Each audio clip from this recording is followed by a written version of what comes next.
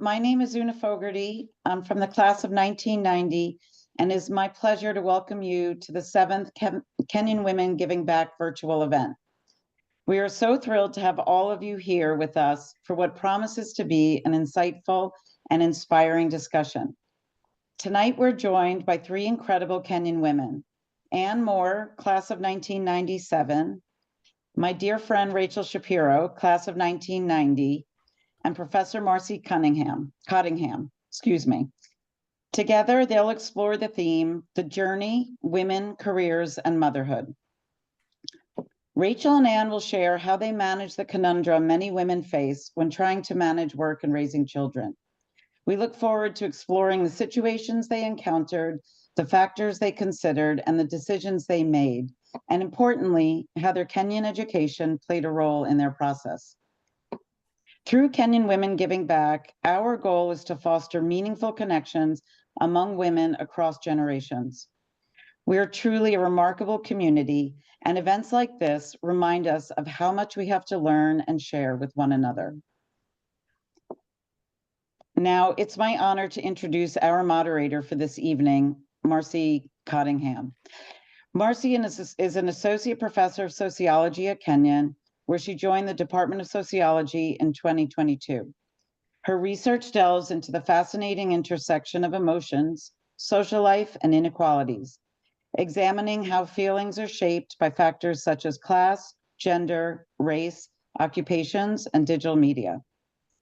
Before joining Kenyon, Marci served as an associate professor at the University of Amsterdam and was a fellow at the Institute for Advanced Studies in Germany from 2019 to 2020. Her acclaimed book, Practical Feelings, published by Oxford University Press in 2022, reflects her deep expertise in the area. With her wealth of knowledge and insight, Marci is the perfect person to guide us through tonight's conversation. Marci, the Zoom room is all yours. Thank you so much, Una, and thanks so much for the invitation to be here. I'm really delighted. As Una mentioned, I still feel very new to Kenyon, so it's wonderful to get to meet the alumni that are here, and I'm especially excited to get to know our panelists today and dive into the questions that I have for her, or for them. But first, a few logistics that I just want to go over. So you're all on mute at the moment. This is to help with audio quality. And we will be saving time at the end of today's discussion to address questions that you have. And there are 2 ways that you can ask questions. So if you think of a question during our conversation, you can send it to the quote, ask questions person here, who is Annie. Thank you, Annie. So you can do that at any time. So if a question pops in, feel free to send that along. Alternatively, at the end, you can also use the raise hand feature that's at the bottom of your screen. So we will have some time dedicated to at the end to taking questions, and you can just unmute yourself at that point, and we will try to address your question. So I want to start off by getting to know our panelists a little bit better. So we have Ann Moore, class of 1997. Ann, can you tell us a little bit about yourself and your journey after Kenyon? Absolutely. First of all, it's really nice to be here, and I'm so grateful to be participating and have so many people join us tonight. If you knew me at Kenyon, my last name was Roberts. So Ann Roberts during my Kenyon years, took on the last name Moore when I married my husband, John. I think it's like 24 years, which is astounding because I don't feel like I am that old. We have 3 children. Our oldest, his name is Archie, and then we have twins, Kit, who's female, and Walt, who's male. So 3 children, really close in age, back to back. Prior to having our children, I worked as in the communications field, particularly in writing. I worked at a small college, and I also worked in institutional advancement. However, when our oldest son, Archie, was born, we knew prenatally that he was diagnosed with Down syndrome and a rather severe congenital heart defect. So we were, as emotionally prepared for that as you can be going into something new with that diagnosis. but when he arrived, he was much, much sicker than we had anticipated. So that was a quick adjustment. After 41 days, no, 41 days in the NICU, and then 31 days at a specialized hospital where he received open heart surgery, we were getting ready to be discharged, and Dr. Andrew Atz, came into our room and, said just frankly, who's quitting their job to stay home with Archie? Because if he goes to daycare or is exposed to the world because of his fragile health, he's not going to survive the winter. So, I'm in institutional advancement. You're not making a lot of money there. So I was the default parent. I stayed home. And so that's how I became a stay-at-home mom. Thanks so much for sharing, Anne. Yeah, I'm looking forward to getting into more of the details there about your journey. So next up, we have Rachel Shapiro, class of 1990. Rachel, tell us a bit about yourself. Hi, everyone. It's so nice to see some familiar faces from Una's and my class of 1990. I'm coming to you from Los Angeles, California. I've been living here since 1993.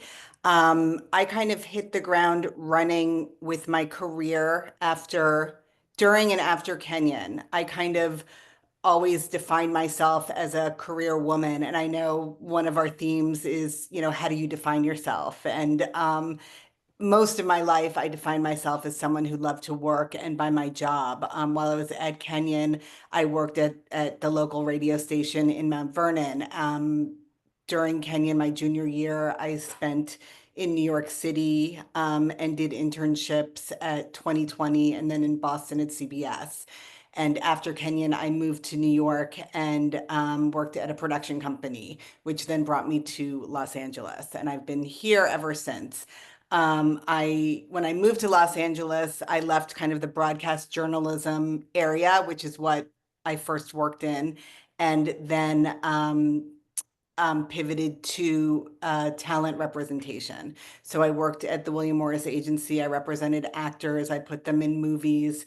I did that for 5 years. And then I worked at a talent management company and did similar work. And I loved working in that industry. It was as fun as you can imagine. From there, I pivoted again to entertainment marketing and worked with brands like Nintendo, PlayStation, JW Marriott, Grey Goose Vodka. And we went to events at the Sundance Film Festival, the Super Bowl, Fashion Week, the award ceremonies. While all this was happening, which was a very exciting career, my social life was the absolute opposite. And I kind of woke up one day at 40 and my good friends were all having babies. And I said, uh-oh, I'm going to miss the boat here. And decided to have a child on my own because as I was dating, it became kind of an elephant in the room that I didn't want there. So I chose to be a single mother by choice, which I still am.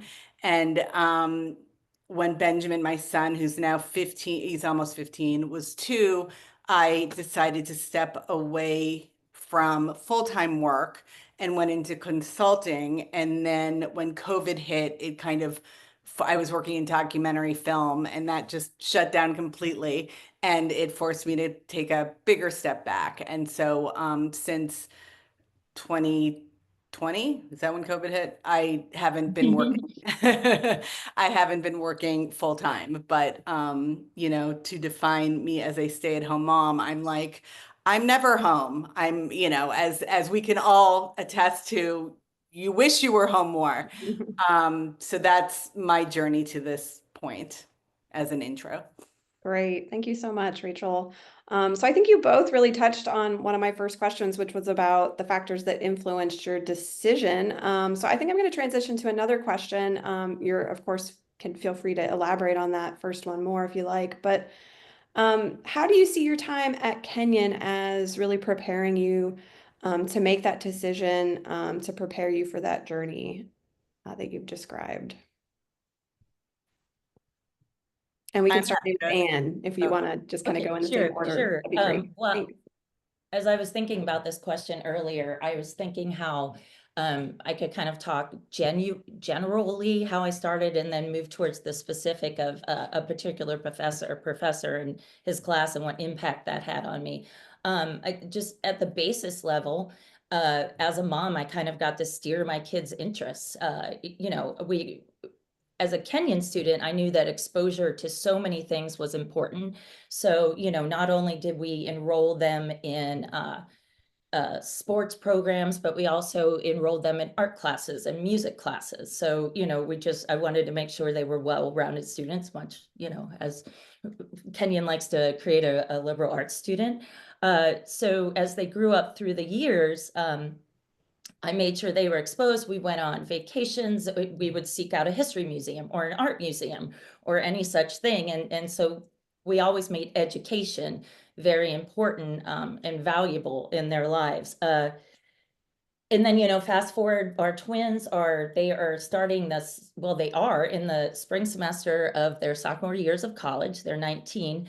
But if you rewind to when we started making educational decisions, even all the way back in the very beginning, I knew that small and focused and intimate education was incredibly important because of, how things were at Kenyon. And now enter Archie, who has Down syndrome. I also knew from being at Kenyon the value of diversity of different viewpoints and just the value of having all that input to form who you will become.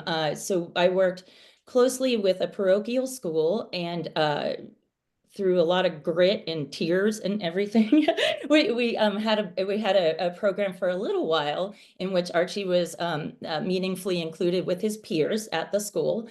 So that was very difficult, but it was worth every single ounce of frustration and success because the kids there learn to live in the margins. They're here with this child and they learn to see what's important and to see the commonalities in everyone.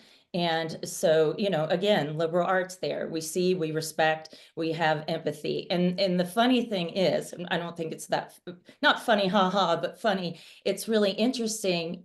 The majority of the students in that class who went through middle school with Archie are they're in college now pursuing helping professions, or they volunteer on weekends with special education programs, or those sorts of things. So I like to think, give myself a little pat on the back. I'd like to think that I was part of that, and more importantly, Archie was part of that. So,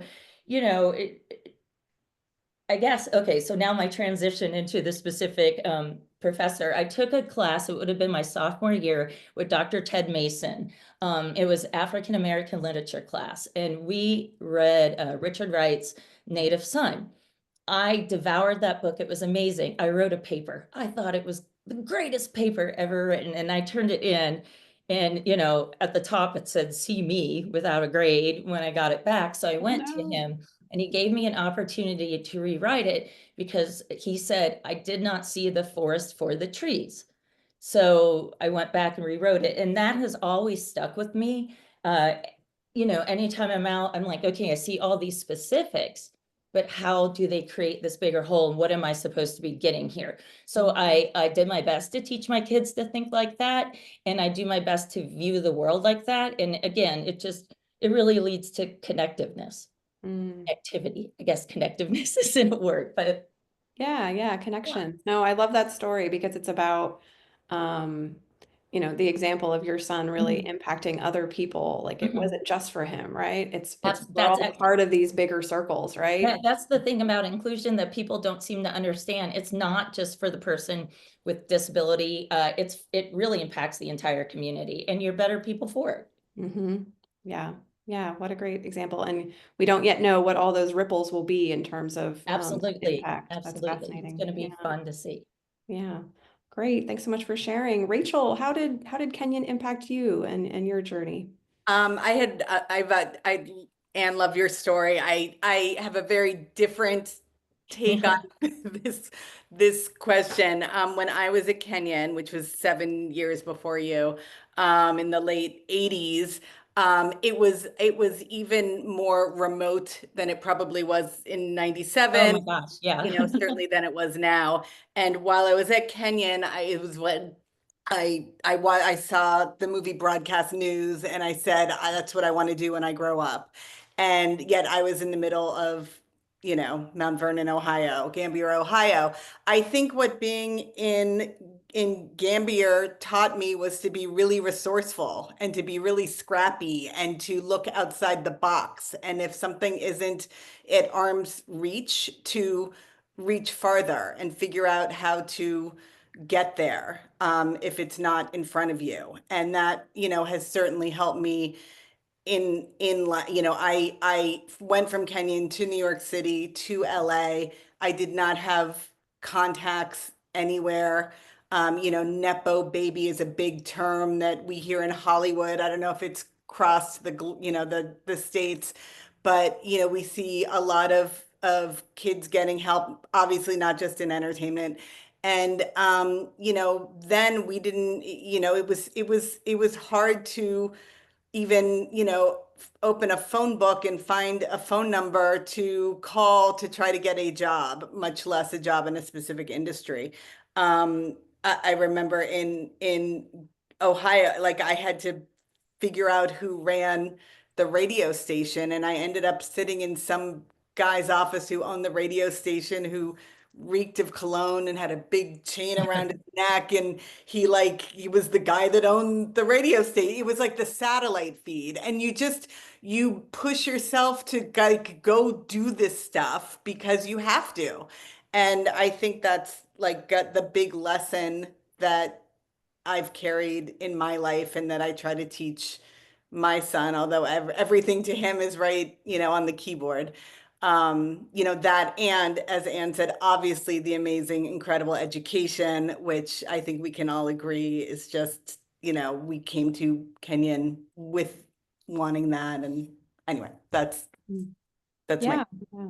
Yeah, thanks for sharing that. So I think it is here, Gambier is slightly less secluded as it probably was in the 80s. But yeah, that kind of pioneering spirit of, if you don't have it on hand, then figure out a way to create it, right? So that's great. So my next question is, it's for both of you, although I know, Rachel, you're kind of been in the stay-at-home role a little bit less time than Anne, but I'm curious about how your sense of fulfillment, of meaning, of success might have altered as a result of this shift toward focusing on parenting exclusively. So if you could just talk a little bit about how maybe you've redefined that or struggled with redefining it, I'd be curious to learn from you.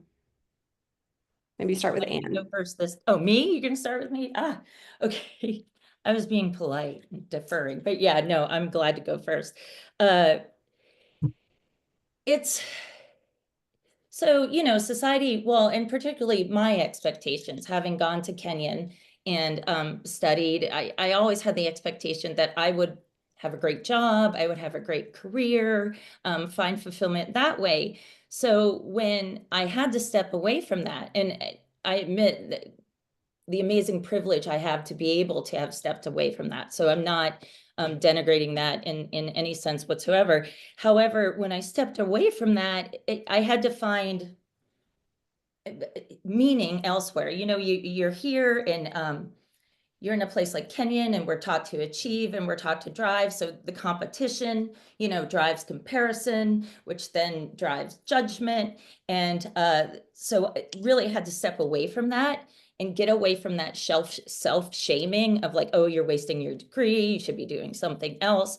And really do a lot of work to understand that expectations and values, which I was putting on myself, and sometimes I'll argue that community puts us on us as well, that expectations and values are not destinations, right? They're internally based. So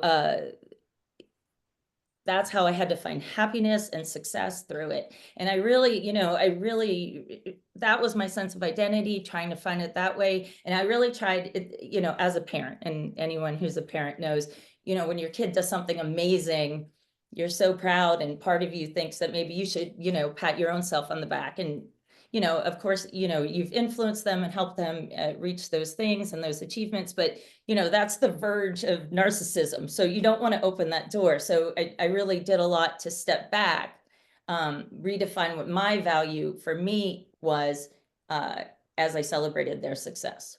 Okay, interesting. So not over identifying with their accomplishments, but Yes. keeping a strong sense of individual identity and self. Yeah. Fascinating. Rachel, how would you answer that question about meaning, success, fulfillment? I would say, I was in an industry that was very much based on relationships and what can you do for me? What can I do for you? So when you step away from that relationship, step away from that business, and suddenly I can't do anything for people, it's hard because suddenly those relationships kind of go away and you don't feel that you are as important or as valuable to all of these people who you felt important and valuable to. But what I will say is that I've met so many people, both while I was working and, since I stopped, that are not, don't have, paying jobs. I don't like saying stay-at-home moms, but like that don't work in the traditional sense, that do the most incredible things. I met, a group of mothers who were, co-chairing this charity event that raised money for kids who who got scholarships to college, but then had no money to literally outfit their dorm room. So they'd show up to college with a garbage bag with some stuff from their home. And I still remember my freshman year college roommate is here, Lisa, and we went out to the Big Bear and bought like matching sheets for our beds because we could. These kids couldn't do that. And so anyway, they were co-chairing this huge event. It was like a carnival. And it was a full-time job for them to do that. And these women impressed me as much as anyone that I worked shoulder to shoulder with in the industry. And I found that when you can jump into roles like that, whether it's for a charity or for your school or for your religious organization, I have found that I can get a lot of satisfaction and feel really good about myself and be a great role model for my son doing that type of work, to kind of take the place of the paid work that I was doing. And, you could say it's even more gratifying because you're helping people. But I would say that's kind of taken the place of that, and that's fulfilled me in ways that I lost that fulfillment from my office job. So Yeah. Yeah, your reflection there reminds me of partly one of the reasons I moved back to the United States was to be able to be more active in the community. So being an expat in the Netherlands, especially during a pandemic, it was very hard to feel useful. And I think that there are many different avenues besides paid employment where we can find uses that we can help out with and connect with community in that way. Yeah, thanks for sharing that. So you mentioned, Rachel, kind of avoiding the term stay at home. And so this kind of links to my next question, which I'll start with you then, if you don't mind. Common misconceptions. So you mentioned you're not at home most of the time, and you're doing potentially other forms of valuable work. It's just simply not compensated monetarily. So perhaps you could reflect a little bit on maybe some other misconceptions that you've encountered. it's people, the mothers that I'm friends with here are like, they're all very busy. So I don't feel judged by the people that I am around because no one seems to be at home. So I don't feel like there are misconceptions in the group of people that I surround myself with, because I think everyone stays very busy. If they're not working, they're raising, they have like 3 kids and they're running a charity and they're, the parent on the water polo team who's in charge of the snacks, and they're doing I mean, it's like unbelievable how much these people do. And you know, they have 3 kids and I just have 1 kid, you know. So I think that I like when I have a misconception, I'm like, I don't know how people who work can be a parent. Like I would like to know that information, because I judge that. I'm like, how can you, you know, how can you be there for your kid? Because I am there full time. I'm not judging that, but I'm just saying, like, there's so much work that goes into being there for your kid, and there's so much work that can be done in the community that I don't think anyone is saying, what are you doing staying at home all day, kind of thing. Like I never encounter that. Um, at least not, you know, where so I'm trying to think, when I came across this question, I mean, I don't, I'm not idle. And so I don't think that people who know me think I'm idle, and people who don't know me meet me usually in the course of some work that I'm doing. Right, right. Yeah, that makes sense. That makes sense. How about you, Anne? Do you think that there are some common misconceptions? I do. You know, I'll go back to when I was actually working full time before I had children. The mothers would come in. There were 2 young moms, and they had young kids, and they would come in and they'd be late or frazzled or this or that. And I would think to myself, how can you not get here on time? You know, like what, you didn't pack his lunch? And now I look back on that and I'm like, girl, you were so foolish. You had no idea what you were talking about. Just the amount of planning and negotiating and all these like soft skills that are required by motherhood or even parenthood in general. I don't, as someone who did not yet have children, I did not understand the importance of that, and how all of that is truly on, you know, the primary parent's shoulders. And yeah, you know, you get help from a spouse or a friend or a community, but still that's on you. And so, you know, I assume that would be a misconception. That would be my misconception. And I also, you mentioned juggling, Rachel mentioned juggling careers and motherhood. I don't know how people do it. And I say that to friends with full-time careers all the time. I have such respect, because there is no way that I could do what we continue to do. You know, motherhood, parenthood is never over. There's no end point. I could not do that. I could not juggle those things. Yeah, yeah. The misconceptions we had before becoming a parent. Yeah, I can understand that for sure. Yeah, so I'm curious because I study, as Una mentioned, emotion.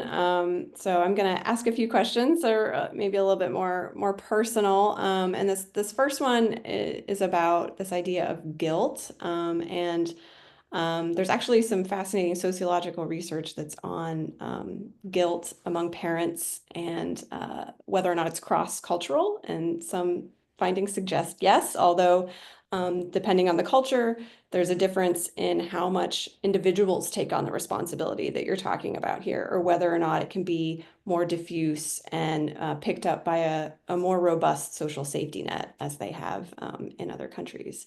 But I'm curious just to hear about if you have experiences of guilt and what that looks like, because working parents sometimes have that, like, oh, I'm missing out on this event because I have to go to something else, right? And so that sense of guilt can sometimes follow working parents with them throughout the day. Do you, even though you step back from paid employment, do you have similar feelings, or is that kind of emotional experience different for you? I feel it's the same. I'm at the point in life where the children have gone to college, and so there's a lot more time for self-reflection. And I think about a lot of things that I should have done. You know, like we should have gone to the park more. I shouldn't have put them in front of the TV when I was trying to get, you know, this thing done, or whatever done. All that time at the PTA, you know, maybe I should have, you know, not made this teacher angry, or, you know, just like those sorts of things that keep you, when you wake up at 3 a.m. and you think those sorts of things, that's a lot of the mom guilt that I carry. And also, now hindsight, 50-50, I see where it's so much of attention. The one kid who needs the most attention, there's always someone in the family who requires that. So for us, that was Archie. So much of our attention was on him.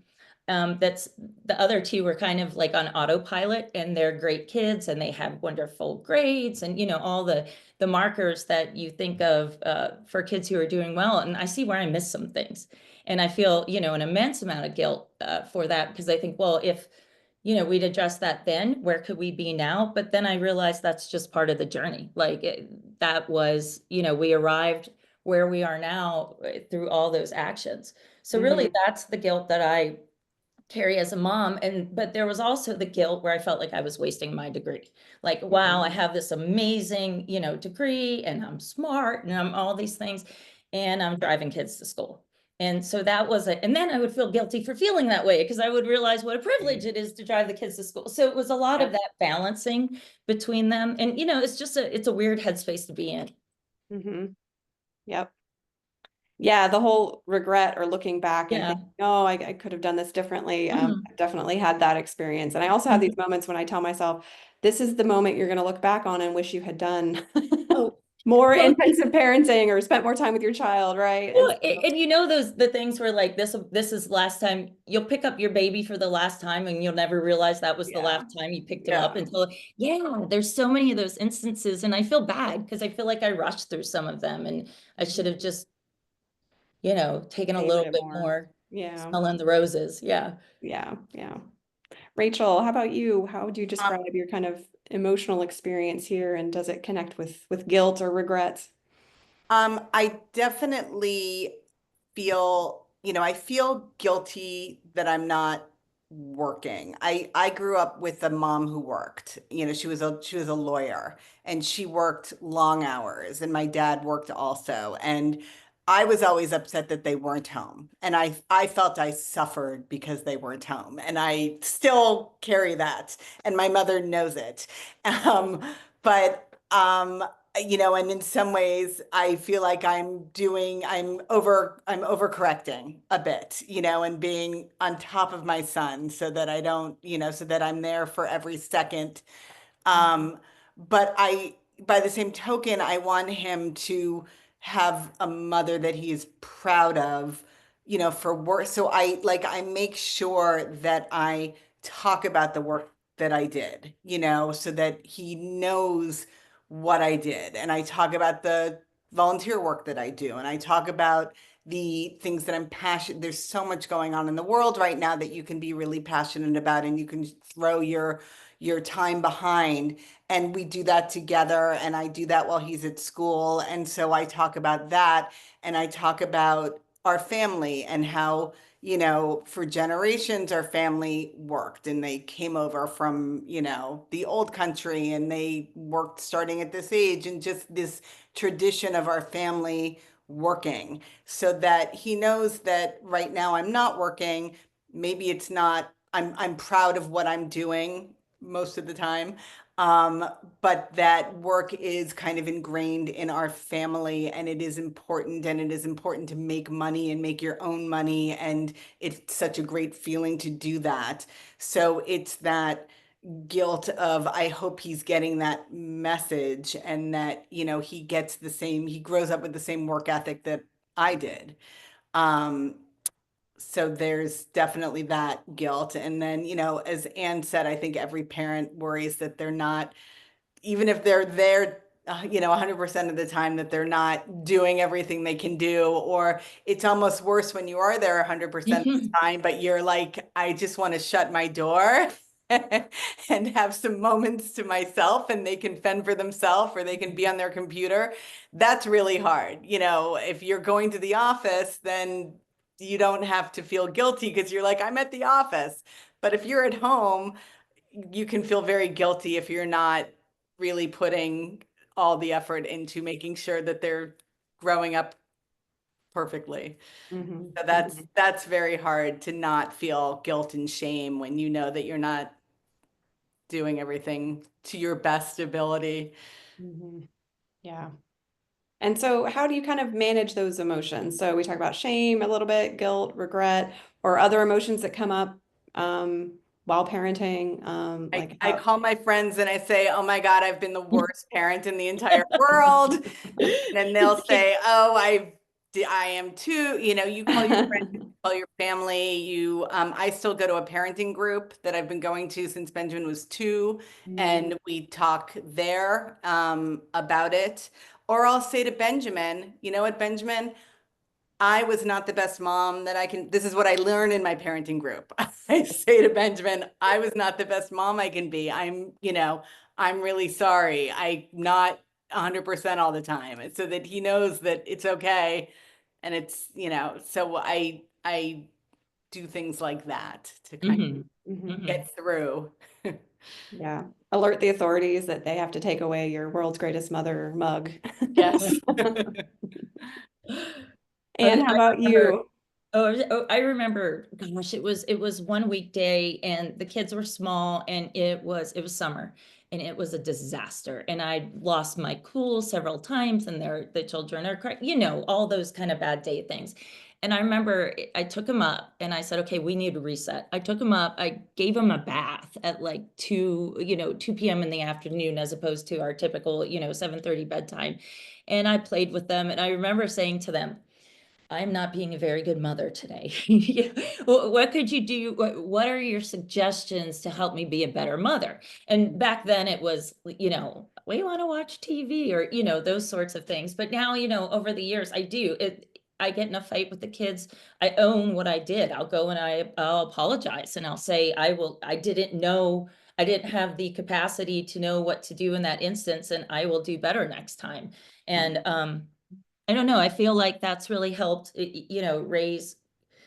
If I'm self-aware, then I am helping my children become self-aware. And if I am self-reflective, then I hopefully am mentoring that value onto the kids as well. Yeah. Yeah. Role modeling that process of like reflecting on what you're feeling and why. And But I mean, I'll text my friend. She's texting me right now. Her name's Kathy. She's telling me I'm doing a great job. But I'll text her and say, we need to go for a drink. Now when they're older, and it's that sort of, just the blow off steam. Yep. Yeah. So, I mean, I think you've covered some of my other questions here when it comes to support systems. I'm curious to hear about how maybe other family members or friends or colleagues responded to your decision to, focus solely on parenting. Was there, any conflict that emerged from that, or any insights from those interactions? You want to go? It's mine because my full stop happened during COVID. It wasn't, sorry, I have a driveway. It wasn't like this big announcement to my family, I'm going to stop. And you may have to take over. Oh, sure. But they've been supportive. And, during COVID, my father got sick. So it was, for me, it was good. And my parents moved to LA. So to me, I'm like, look, it's good that I'm not working. I can be around. I want to spend time with you. You're not getting any younger. You need help going to doctor's appointments. I want to bring Benjamin to you. I think it's a privilege to be able to, at times in your life, step back so that you can spend more time with your family, especially when they need you. Absolutely. Absolutely. I don't think anyone was shocked. I think I was more shocked than anyone else because I expected everything, we'd get, the baby would be here, we'd fix things and we could go back to normal. And so I don't think anyone was shocked when I said I wasn't, coming back to full-time career. And of course, over the years, I've picked up part-time jobs and I kind of started, I do a little copywriting on the side. I help kids write essays when they're applying to colleges. So I do those sorts of things. But again, those are the sorts of things that free up my time so that I can be present for my family and my mom who lives down the street.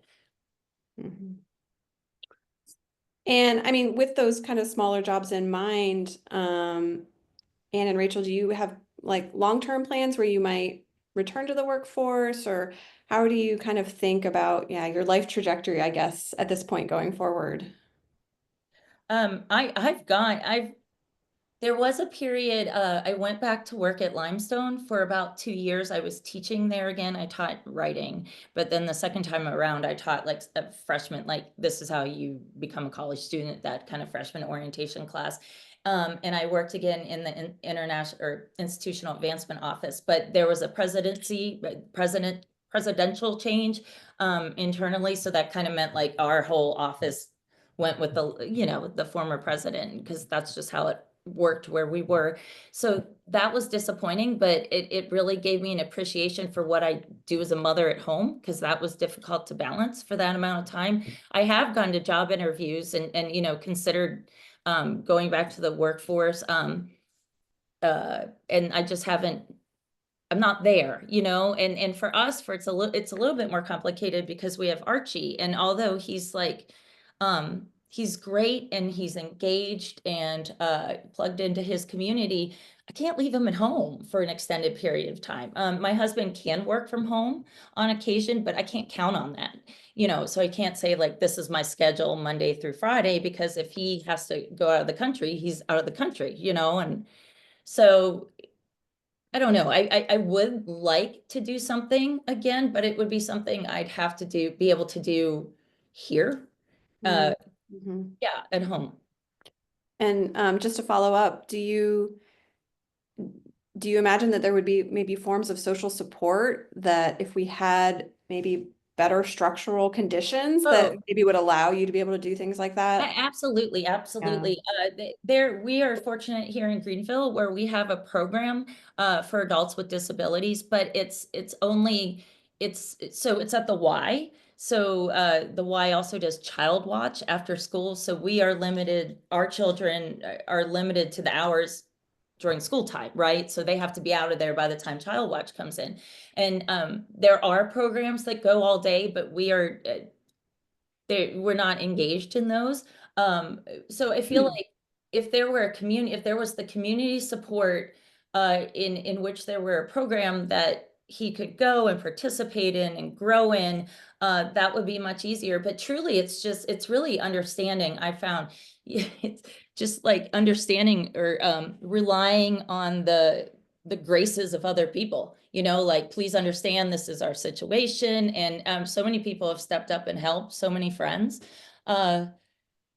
Yeah. So I mean, I guess it could happen, but it would be unique to our family, the way that we could work it out. Mhm. And I'll pose the question to you as well then, Rachel, in terms of your trajectory, your plans going forward. I think about going back to work all the time. I don't know because I loved working. Um, but I wouldn't do anything full time. My son is a freshman in high school. So he needs to get into college and go. Part of me thinks I'm just going to follow him to wherever he goes. And get like a job there. But and it's also my mother lives in LA. She's 83. She's in great shape, but I don't know what her trajectory is. And then my brother and his husband have 5.5-year-old twins who are just a delight to be around. And I think, well, when Benjamin's gone, I can, step in and help with them more and redo the whole elementary school thing, but with, the fun stuff, and let them deal with the not fun stuff. So, it's hard to say I want to go back to work, but, I have friends who have started their own companies and they do things from home and they have figured out how to make their own hours. And I think there are so many opportunities, as Kenyon was so small and limited when I was there. The world is so big now and so accessible that you really can do anything anywhere. So I like to think that when the time is right, I will figure something out that will keep me very busy. Yeah, great. So we are now at a point, I think, where we can see if there are any questions from folks. If not, I have more. Yeah, so I do have a question from Liz Vitellaro, class of 97. Liz is specifically asking about managing burnout and how you kind of divide up as a caretaker the responsibility of the emotional support that's required for that and how you manage burnout. And specifically, she was interested about, do you, with your spouse, ever share in that feeling of burnout? And Rachel, what systems do you use? Obviously, when you are a full-time working mother, you could choose to change your career, but that's not something that you guys can choose because you are with your children. So how do you deal with that burnout and the emotions of that? Well, we both feel it for sure. You know, we both carry that stress of the family. John, if I say to him, I need help, if I say to him, I need help, you know, I need support, he will give it the best way he knows how, you know, which isn't, he does his best, but you know, he's not I don't know, I'm not trying to denigrate, but he's like not a girlfriend, right? He doesn't just like go, oh yeah, I totally get it. You know, he picks up and does everything he can to help. So we've always tag team that way, and it's worked really well. Sometimes it does not work when he's out of town. There was a point in middle school where where he traveled all the time. So it was the kids and I all the time at home, and that was difficult, you know? But a lot of times it's just the conversation of stepping back and having that conversation with each other, opening those lines of communication, and you know, figuring out what you can do to move forward. Also, friendships. I have one of the cool things about having a kid with a disability is you are plugged into so many different communities that you never would have been plugged into before. Who's that? Emily Pearl Kingsley. She wrote the poem Welcome to Holland, which it's about the experience of raising a child with a disability. And she says you'll meet people you would have never met. And it's absolutely true. So being plugged into these communities gives me a lot of resources and a lot of different understanding. Yeah, so those are people to turn to as well. I don't know if that really answered the question, but it's a response. Yeah, I think connecting is specifically to burnout. Mm-hmm. Yeah, it sounds like connecting with community and other people, friends is one of the big strategies. Rachel, did you want to reflect on? I was thinking about burnout because this is the first year in several that Benjamin is not doing a program this summer where he's away. And like when he's away, that's like my time. And he's not going away. So he's like with me the entire time. And I'm not trying not to think about it actually. So it's like I think about the year and there are 365 days and like literally there hasn't been one 24-hour period where he's away. So it's definitely there's a burnout. But with that said, you know, I keep reminding myself and people remind me that once he goes to college, you're going to wish for those days and, you know, wish that he were back. And so I do, you know, and I'm not working. So I, you know, as much as I say, you know, I'm not a stay-at-home mom, I do have time at home. So, you know, I can crawl into bed and watch Netflix and just try to, you know, energize myself. And I do have that, you know, ability to do that. So that's kind of how I deal with it. And my friends, and I have, you know, so I certainly have support that can come in and he's old enough now that he can be left by himself. So there's that, but it is in bits and pieces right now. Yeah. See, I have another question actually for you. This question is from Julia McMullen, class of 2003. She was curious if current female students grapple with this question, should I follow my career? And what's that like to balance work and family? Or do they ever just stop and consider this? Or is it just a march forward to graduation and finding a job?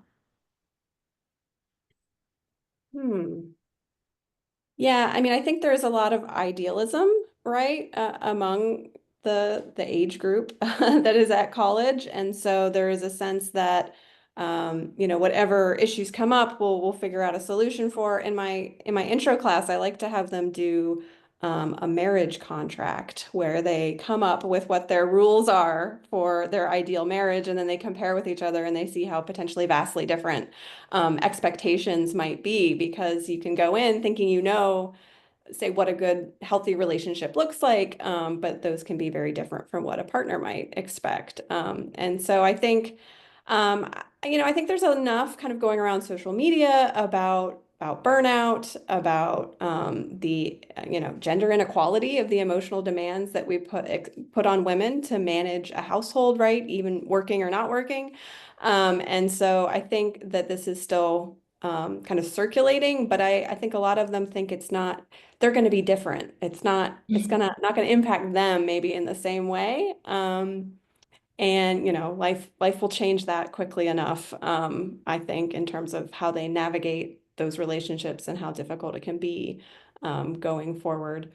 But yeah, that's my sense. But yeah, I'm not an expert per se on the Kenyon student views. The only other thing I'll say is there's wonderful comments in the chat supportive of, Anne and Rachel are not alone in feelings of all the emotions that have been discussed tonight. And there's a lot of support, and it feels very much like a big hug for all of these women on the screen. Oh, that's wonderful. That's wonderful. Yeah. They are not alone. I mean, we have so much research on this, about the difficulties and the expectations now that women do everything right, that the idea that you would not is kind of considered problematic. But yeah, I think it's really helpful to reflect on these issues and find commonality across different groups, right? And not just assume that people have completely radically different life experiences because of their parenting situation or their work situation.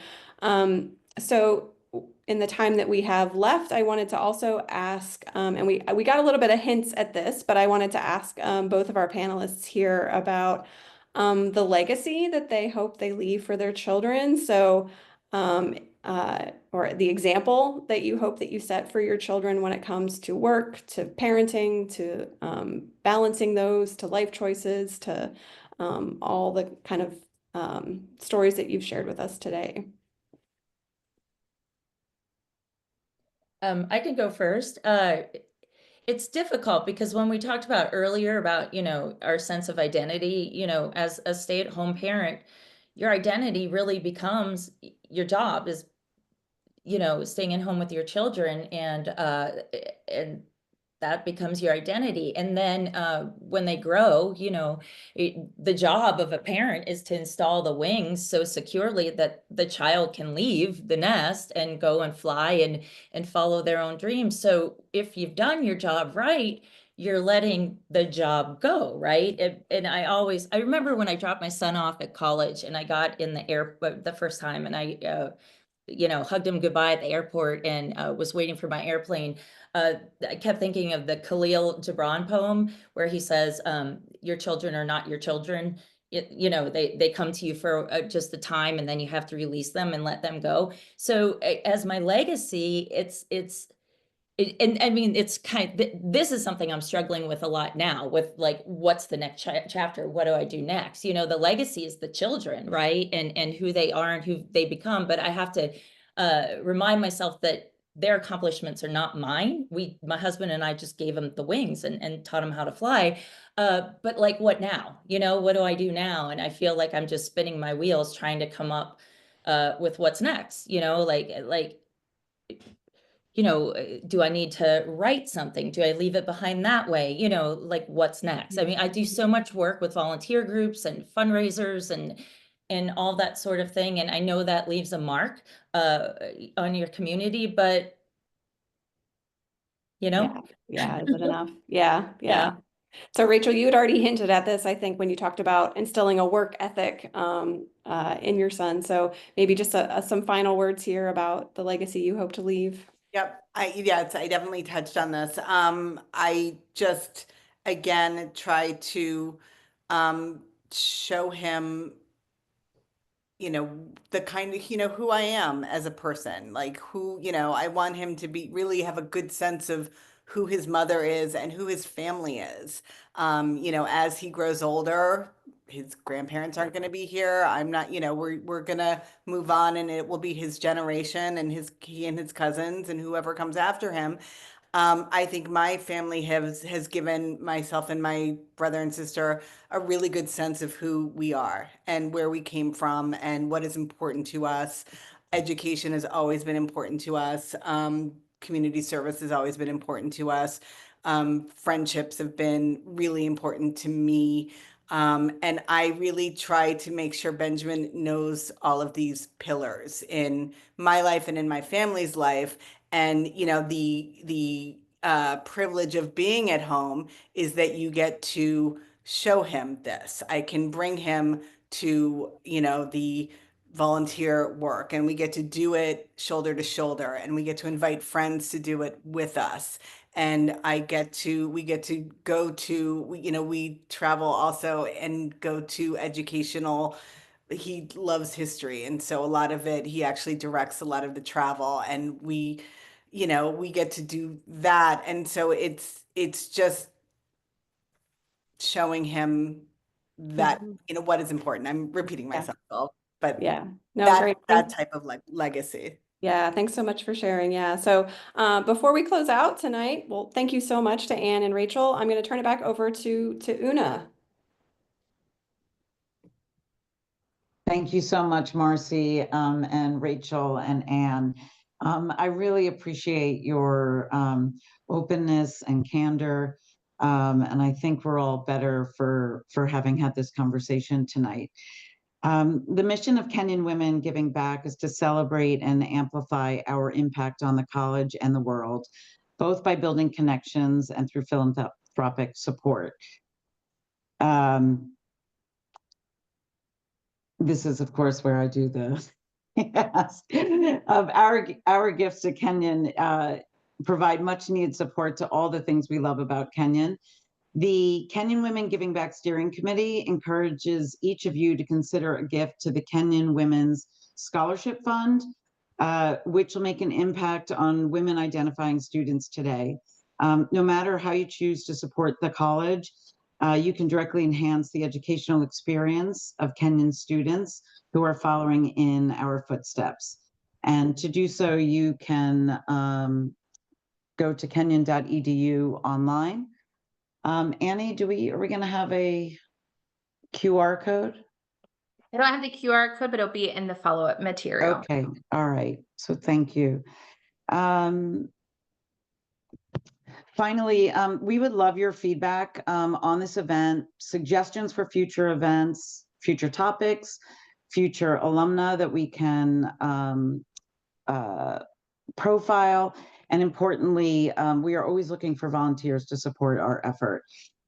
So if you'd like to contribute any of the above, please reach out directly to Annie Gordon at gordon3@kenyon.edu, and that will be in the email you receive as well. Which leads me to my final thank you to the Kenyon team and Annie for putting together an amazing event as always. So once again, thank you, Marci, Anne, and Rachel for doing this tonight, and then for everyone for joining us. Okay, that's it for now. Bye.